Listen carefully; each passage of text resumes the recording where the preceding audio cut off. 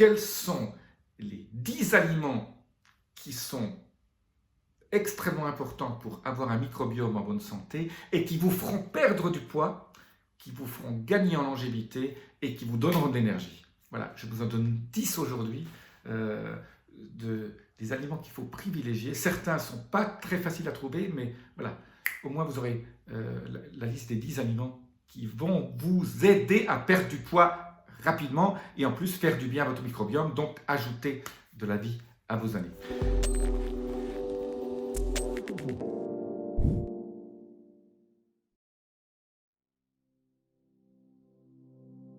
Je suis Jean-Marie Buterin, je suis expert en rajeunissement et longévité et j'aide ma communauté à ajouter de la vie à leurs années et des années à leur vie. Aujourd'hui, sans plus attendre, je vous refais une liste. J'en ai déjà parlé de certains dans d'autres vidéos, mais je fais une liste globale parce que les gens m'ont demandé qu'est-ce que je peux faire pour avoir un microbiote en super santé. Et voilà. Donc, la première chose, c'est bien sûr, j'en ai parlé souvent, ce sont les légumes fermentés, hein, la choucroute, tout ce que vous achetez, que vous pouvez faire vous-même, hein, vous pouvez faire vos légumes fermentés vous-même, regardez sur internet, hein, il y a beaucoup de gens qui donnent des bonnes recettes pour fermenter vos légumes. Voilà, la meilleure étant le chou, hein, vous achetez un chou blanc, bio, surtout vous ne le lavez pas parce qu'il y a déjà des ferments à l'intérieur, vous coupez un petit morceau, vous mettez ça dans de l'eau salée, hein, vous faites bien en sorte que l'eau déborde au-dessus de la choucroute, vous mettez une pierre ou quelque chose, et puis après vous laissez 8 à 15 jours fermenter tout ça, et après mangez la choucroute crue si c'est possible, parce qu'une fois qu'elle est cuite, beaucoup de bénéfices, des bonnes bactéries sont mortes, et donc aussi, voilà. Si vous achetez de la choucroute, allez chez votre boucher qui l'a fait,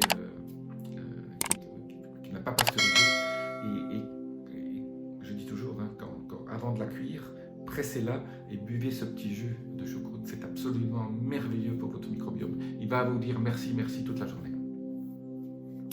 La deuxième chose, il faut nourrir son microbiote. Et ça, le microbiote, sa principale nourriture, ce sont les fibres, surtout les fibres difficiles à digérer. Donc, toutes les légumineuses, hein, des pois chiches, les lentilles, tout ça, les haricots, tout ça c'est très bon, voilà. Donc n'hésitez pas. La troisième chose, le troisième légume, c'est les légumineuses fermentées. Alors, c'est pas toujours facile d'en trouver. L'un, c'est, on appelle ça le natto, hein. Ce sont le soja fermenté des Japonais. Vous en trouvez maintenant. Si vous trouvez des natto en bocaux en verre, une fois que vous l'ouvrez, ça tient à peu près 15 jours au frigo. Donc faites en sorte de le manger en une semaine, en 2 ou 3 fois. Et la chose la plus importante, hein, je l'ai mis dans une autre vidéo, je le redis aujourd'hui, le natto, quand vous le sortez, mettez-le dans un petit bol, prenez un fouet en acier et fouettez le natto pour qu'il libère en fait ses probiotiques, sinon vous n'aurez pas beaucoup vous n'en tirerez pas beaucoup de bénéfices. Donc le natto, super important.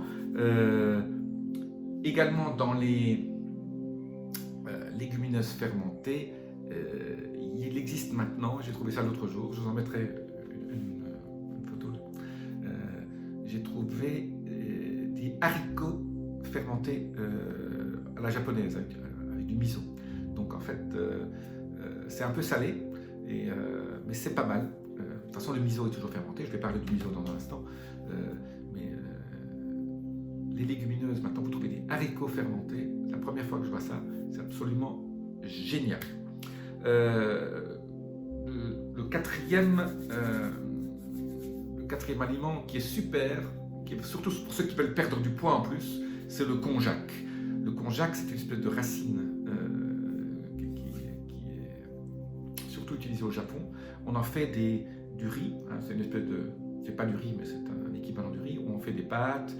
Donc tout ce qui est konjac, ça n'a pas d'éléments, il n'y a pas d'éléments nutritifs là-dedans, mais ce sont beaucoup de fibres, et donc vous allez vous sentir plein plus vite, donc votre indice de satiété va avancer, vous allez avoir moins faim plus vite, et en plus c'est des bonnes fibres pour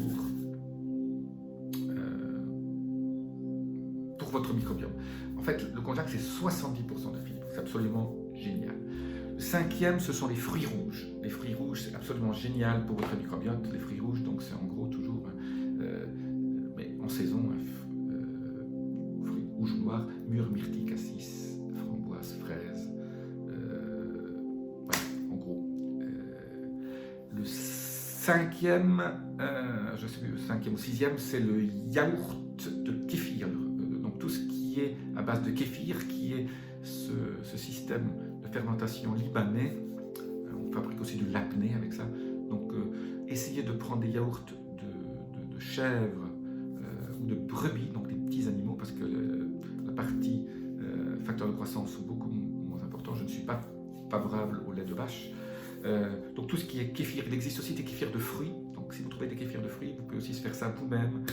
Renseignez-vous là-dessus. Les olives lacto-fermentées. Voilà, si vous trouvez des bonnes olives avec les noyaux dedans, n'achetez jamais d'olives qui ont été dénoyautées. Des bonnes olives lacto-fermentées, ou alors tout ce qui est oignon qui a fermenté, c'est super bon aussi. Je vous ai parlé tout à l'heure du miso. Achetez du miso en pâte et faites des petites soupes avec. Pas brûlant, hein, ne brûlez pas le miso. Un peu comme le thé vert, faites chauffer votre eau environ entre 85 et 90 degrés, pas que ça bout trop. Et après, vous mélangez tout doucement avec un petit fouet votre miso dedans. C'est super bon, c'est du soja fermenté. Hein. Après, je vous donne 3 fruits aussi qui possèdent beaucoup ce qu'on appelle les fructo-oligosaccharides, donc qui sont aussi de la bonne nourriture pour votre microbiome. Un, c'est la banane, mais la banane qui est quand même bien mûre, hein, pas trop verte. Le melon et le kaki. Melon, kaki, banane, voilà. Tout ça contient donc ce qu'on appelle des FOS, fructo-oligosaccharides, qui sont extrêmement bons pour votre microbiome. Alors, il y en a un petit dernier dont je vais vous parler, c'est l'ail. L'ail confit ou l'ail, alors moi je suis un fan d'ail. Essayez pour qu'il soit plus digeste, peut-être de le faire un tout petit peu confire. Vous le laissez dans un peu d'huile d'olive, vous le coupez en tout petits morceaux, vous le mettez dans l'huile d'olive au frigo, comme ça il confie un tout petit peu et il va perdre un peu de sa difficulté à être digéré. Voilà, je vous parlais tout à l'heure des FOS, hein, les FOS stimulent aussi les bonnes bactéries à se multiplier. Donc, voilà, vous avez assez d'éléments parce qu'on parle toujours du microbiome. Le microbiome, c'est indispensable, ça évite beaucoup de problèmes, ça vous évitera beaucoup de problèmes au niveau même de votre cerveau, parce que le microbiome crée tellement, on en découvre tous les jours, hein, ce sont des études récentes, tout ça, on découvre tous les jours les nouvelles choses que crée le microbiome, et maintenant on fait même des transplantations fécales pour certaines personnes qui ont un microbiome qui n'est pas assez riche, mais en fait, si déjà vous appliquez tout ce que je viens de vous dire, votre microbiome va s'enrichir. Il faut acheter aussi, c'est pour ça que je parle beaucoup du Japon, dans les légumes fermentés, bien sûr, je ne l'ai pas mentionné, mais il y a mon favori qui est le kimchi, ce fameux chou fermenté coréen. Voilà, essayez d'avoir des produits qui viennent un peu de partout dans le monde, des produits fermentés, pour avoir des variétés de bactéries différentes, parce que chaque région du monde a un peu ses propres variétés, comme ça vous allez enrichir et tout ça va créer une espèce de symbiose au niveau de votre microbiome.